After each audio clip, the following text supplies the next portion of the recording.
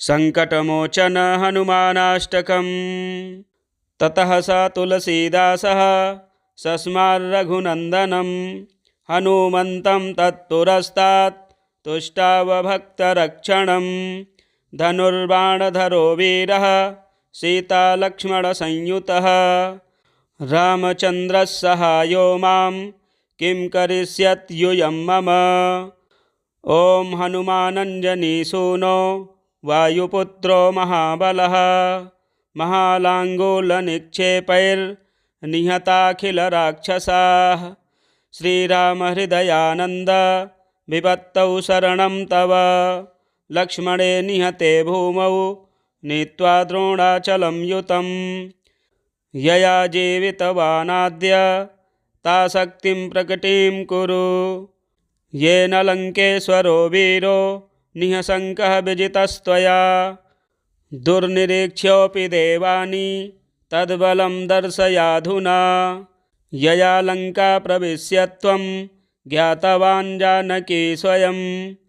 रावणान्तःपुरेत्युग्रे तां बुद्धिं प्रकटीकुरु रुद्रावतारभक्तार्ति विमोचनमहाभुज। कपिराजप्रसन्नस्त्वं शरणं तव रक्ष माम्। इत्यष्टकं हनुमतः यः पठेत् श्रद्धयान्वितः सर्वकष्टविनिर्मुक्तो लभते वाञ्छितफलम्। ग्रहभूतार्दिते घोरे रणे राजभयेऽथवा त्रिवारं पठेन्नाच्छ्रीघ्रं नरो मुच्येत् सङ्कटात्।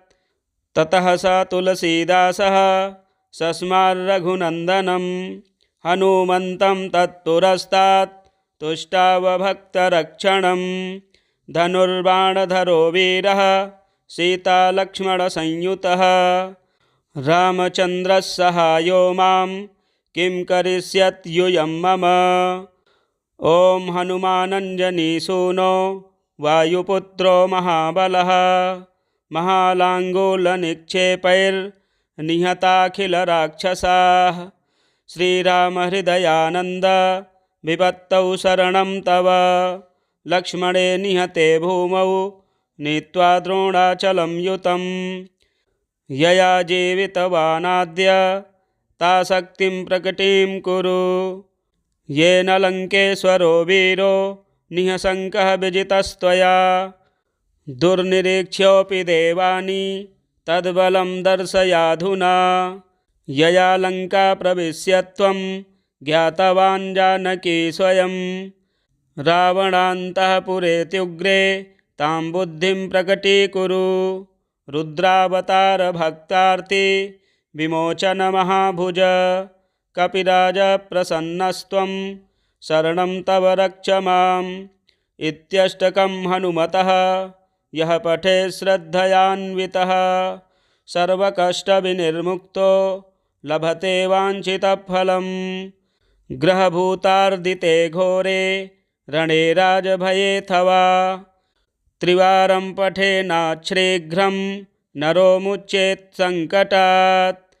ततः स तुलसीदासः सस्मारघुनन्दनं हनुमन्तं तत्पुरस्तात् तुष्टावभक्तरक्षणं। धनुर्बाणधरो वीरः सीतालक्ष्मणसंयुतः रामचन्द्रः सहायो मां किं करिष्यत्युयं मम। ॐ हनुमानञ्जनीसूनो वायुपुत्रो महाबलः महालाङ्गूलनिक्षेपैर्निहताखिलराक्षसाः। श्रीरामहृदयानन्द विपत्तौ शरणं तव लक्ष्मणे निहते भूमौ नीत्वा द्रोणाचलं युतं। यया जीवितवानाद्य ताशक्तिं प्रकटीं कुरु येन लङ्केश्वरो वीरो निःशङ्कः विजितस्त्वया। दुर्निरीक्ष्योऽपि देवानि तद्बलं दर्शयाधुना यया लङ्का प्रविश्य त्वं ज्ञातवान् जानकी स्वयं। रावणान्तःपुरेत्युग्रे तां बुद्धिं प्रकटीकुरु रुद्रावतारभक्तार्ति विमोचनमहाभुज। कपिराज प्रसन्नस्त्वं शरणं तव रक्ष माम्। इत्यष्टकं हनुमतः यः पठे श्रद्धयान्वितः सर्वकष्टविनिर्मुक्तो लभते वाञ्छितफलम्।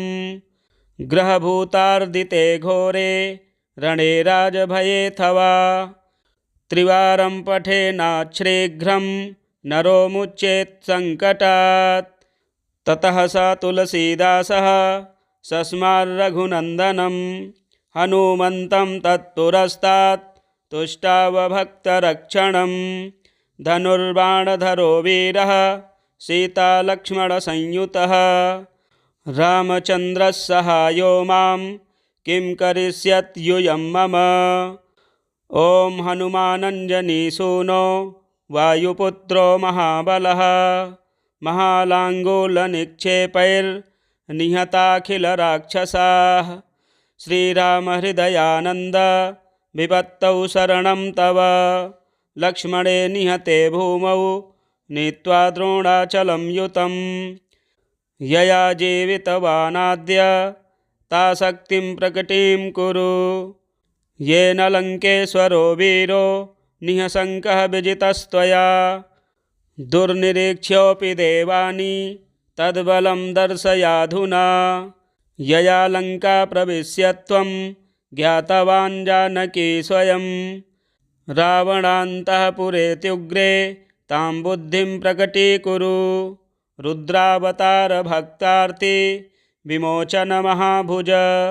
कपिराज प्रसन्नस्त्वं शरणं तव रक्ष माम्। इत्यष्टकं हनुमतः यः पठे श्रद्धयान्वितः सर्वकष्टविनिर्मुक्तो लभते वाञ्छितफलम्।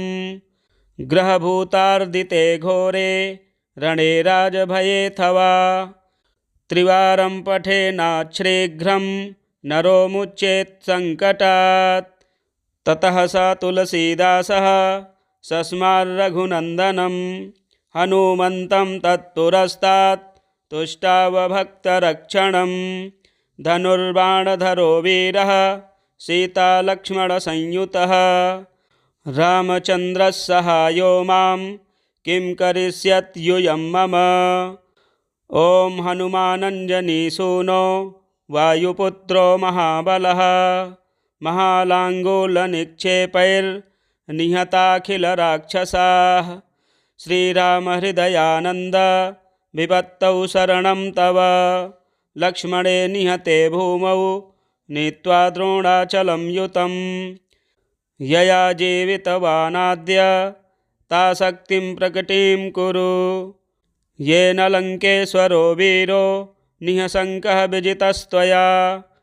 दुर्निरीक्ष्योऽपि देवानि तद्बलं दर्शयाधुना यया लङ्का प्रविश्य त्वं ज्ञातवान् जानकी स्वयं। रावणान्तःपुरेत्युग्रे तां बुद्धिं प्रकटीकुरु रुद्रावतार भक्तार्ति विमोचन महाभुज। कपिराज प्रसन्नस्त्वं शरणं तव रक्ष माम्। इत्यष्टकं हनुमतः यः पठे श्रद्धयान्वितः सर्वकष्टविनिर्मुक्तो लभते वाञ्छितफलम्। ग्रहभूतार्दिते घोरे रणे राजभयेऽथवा त्रिवारं पठेनाच्छ्रीघ्रं नरो मुच्येत् सङ्कटात्। ततः स तुलसीदासः सस्मारघुनन्दनं हनुमन्तं तत्पुरस्तात् तुष्टावभक्तरक्षणं। धनुर्बाणधरो वीरः सीतालक्ष्मणसंयुतः रामचन्द्रः सहायो मां किं करिष्यत्युयं मम। ॐ हनुमानञ्जनीसूनो वायुपुत्रो महाबलः महालाङ्गूलनिक्षेपैर्निहताखिलराक्षसाः। श्रीरामहृदयानन्द विपत्तौ शरणं तव लक्ष्मणे निहते भूमौ नीत्वा द्रोणाचलं युतं। यया जीवितवानाद्य ताशक्तिं प्रकटीं कुरु येन लङ्केश्वरो वीरो निःशङ्कः विजितस्त्वया। दुर्निरीक्ष्योऽपि देवानि तद्बलं दर्शयाधुना। यया लङ्का प्रविश्य त्वं ज्ञातवान् जानकी स्वयं। रावणान्तःपुरेत्युग्रे तां बुद्धिं प्रकटीकुरु। रुद्रावतारभक्तार्ति विमोचनमहाभुज। कपिराजप्रसन्नस्त्वं शरणं तव रक्ष माम्। इत्यष्टकं हनुमतः यः पठेत् श्रद्धयान्वितः सर्वकष्टविनिर्मुक्तो लभते वाञ्छितफलम्। ग्रहभूतार्दिते घोरे रणे राजभयेऽथवा त्रिवारं पठेन्नाच्छ्रीघ्रं नरो मुच्येत् सङ्कटात्। ततः स तुलसीदासः सस्मारघुनन्दनं हनुमन्तं तत्पुरस्तात् तुष्टावभक्तरक्षणं। धनुर्बाणधरो वीरः सीतालक्ष्मणसंयुतः रामचन्द्रः सहायो मां किं करिष्यत्यूयं मम।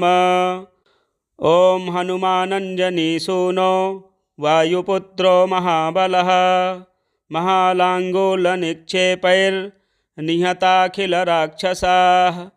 श्रीरामहृदयानन्द विपत्तौ शरणं तव।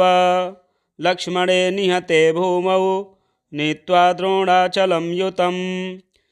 यया जीवितवानाद्य ताशक्तिं प्रकटीं कुरु। येन लङ्केश्वरो वीरो निःशङ्कः विजितस्त्वया। दुर्निरीक्ष्योऽपि देवानि तद्बलं दर्शयाधुना। यया लङ्का प्रविश्य त्वं ज्ञातवान् जानकी स्वयं। रावणान्तःपुरेत्युग्रे तां बुद्धिं प्रकटीकुरु। रुद्रावतारभक्तार्ति विमोचनमहाभुज। कपिराजप्रसन्नस्त्वं शरणं तव रक्ष माम्। इत्यष्टकं हनुमतः यः पठेत् श्रद्धयान्वितः सर्वकष्टविनिर्मुक्तो लभते वाञ्छितफलम्। ग्रहभूतार्दिते घोरे रणे राजभयेऽथवा त्रिवारं पठेन्नाच्छ्रीघ्रं नरो मुच्येत् सङ्कटात्। ततः स तुलसीदासः सस्मारघुनन्दनं हनुमन्तं तत्पुरस्तात् तुष्टावभक्तरक्षणं। धनुर्बाणधरो वीरः सीतालक्ष्मणसंयुतः रामचन्द्रः सहायो मां किं करिष्यत्यूयं मम। ॐ हनुमानञ्जनीसूनो वायुपुत्रो महाबलः महालाङ्गूलनिक्षेपैर्निहताखिलराक्षसाः। श्रीरामहृदयानन्द विपत्तौ शरणं तव। लक्ष्मणे निहते भूमौ नीत्वा द्रोणाचलं युतं। यया जीवितवानाद्य ताशक्तिं प्रकटीं कुरु। येन लङ्केश्वरो वीरो निःशङ्कः विजितस्त्वया। दुर्निरीक्ष्योऽपि देवानि तद्बलं दर्शयाधुना। यया लङ्का प्रविश्य त्वं ज्ञातवान् जानकी स्वयं। रावणान्तःपुरेत्युग्रे तां बुद्धिं प्रकटीकुरु। रुद्रावतारभक्तार्ति विमोचनमहाभुज। कपिराजप्रसन्नस्त्वं शरणं तव रक्ष माम्। इत्यष्टकं हनुमतः यः पठेत् श्रद्धयान्वितः सर्वकष्टविनिर्मुक्तो लभते वाञ्छितफलम्। ग्रहभूतार्दिते घोरे रणे राजभयेऽथवा त्रिवारं पठेन्नाच्छ्रीघ्रं नरो मुच्येत् सङ्कटात्। ततः स तुलसीदासः सस्मारघुनन्दनं हनुमन्तं तत्पुरस्तात् तुष्टावभक्तरक्षणं। धनुर्बाणधरो वीरः सीतालक्ष्मणसंयुतः रामचन्द्रः सहायो मां किं करिष्यत्यूयं मम। ॐ हनुमानञ्जनीसूनो वायुपुत्रो महाबलः महालाङ्गूलनिक्षेपैर्निहताखिलराक्षसाः। श्रीरामहृदयानन्द विपत्तौ शरणं तव। लक्ष्मणे निहते भूमौ नीत्वा द्रोणाचलं युतं। यया जीवितवानाद्य ता शक्तिं प्रकटीं कुरु। येन लङ्केश्वरो वीरो निःशङ्कः विजितस्त्वया। दुर्निरीक्ष्योऽपि देवानि तद्बलं दर्शयाधुना। यया लङ्का प्रविश्य त्वं ज्ञातवान् जानकी स्वयं। रावणान्तःपुरेत्युग्रे तां बुद्धिं प्रकटीकुरु। रुद्रावतार भक्तार्ति विमोचन महाभुज। कपिराज प्रसन्नस्त्वं शरणं तव रक्ष माम्। इत्यष्टकं हनुमतः यः पठेत् श्रद्धयान्वितः सर्वकष्टविनिर्मुक्तो लभते वाञ्छितफलम्। ग्रहभूतार्दिते घोरे रणे राजभयेऽथवा। त्रिवारं पठेन्नाच्छ्रीघ्रं नरो मुच्येत् सङ्कटात्। ततः स तुलसीदासः सस्मारघुनन्दनं हनुमन्तं तत्पुरस्तात् तुष्टावभक्तरक्षणं। धनुर्बाणधरो वीरः सीतालक्ष्मणसंयुतः। रामचन्द्रः सहायो मां किं करिष्यत्यूयं मम। ॐ हनुमानञ्जनीसूनो वायुपुत्रो महाबलः। महालाङ्गूलनिक्षेपैर्निहताखिलराक्षसाः। श्रीरामहृदयानन्द विपत्तौ शरणं तव। लक्ष्मणे निहते भूमौ नीत्वा द्रोणाचलं युतं। यया जीवितवानाद्य ता शक्तिं प्रकटीं कुरु। येन लङ्केश्वरो वीरो निःशङ्कः विजितस्त्वया। दुर्निरीक्ष्योऽपि देवानि तद्बलं दर्शयाधुना। यया लङ्का प्रविश्य त्वं ज्ञातवान् जानकी स्वयं। रावणान्तःपुरेत्युग्रे तां बुद्धिं प्रकटीकुरु। रुद्रावतार भक्तार्ति विमोचन महाभुज। कपिराज प्रसन्नस्त्वं शरणं तव रक्ष माम्। इत्यष्टकं हनुमतः यः पठेत् श्रद्धयान्वितः सर्वकष्टविनिर्मुक्तो लभते वाञ्छितफलम्। ग्रहभूतार्दिते घोरे रणे राजभयेऽथवा। त्रिवारं पठेन्नाच्छ्रीघ्रं नरो मुच्येत् सङ्कटात्। ततः स तुलसीदासः सस्मारघुनन्दनं हनुमन्तं तत्पुरस्तात् तुष्टावभक्तरक्षणं। धनुर्बाणधरो वीरः सीतालक्ष्मणसंयुतः। रामचन्द्रः सहायो मां किं करिष्यत्यूयं मम। ॐ हनुमानञ्जनीसूनो वायुपुत्रो महाबलः। महालाङ्गूलनिक्षेपैर्निहताखिलराक्षसाः। श्रीरामहृदयानन्द विपत्तौ शरणं तव। लक्ष्मणे निहते भूमौ नीत्वा द्रोणाचलं युतं। यया जीवितवानाद्य ता शक्तिं प्रकटीं कुरु। येन लङ्केश्वरो वीरो निःशङ्कः विजितस्त्वया। दुर्निरीक्ष्योऽपि देवानि तद्बलं दर्शयाधुना। यया लङ्का प्रविश्य त्वं ज्ञातवान् जानकी स्वयं। रावणान्तःपुरेत्युग्रे तां बुद्धिं प्रकटीकुरु। रुद्रावतार भक्तार्ति विमोचन महाभुज। कपिराज प्रसन्नस्त्वं शरणं तव रक्ष माम्।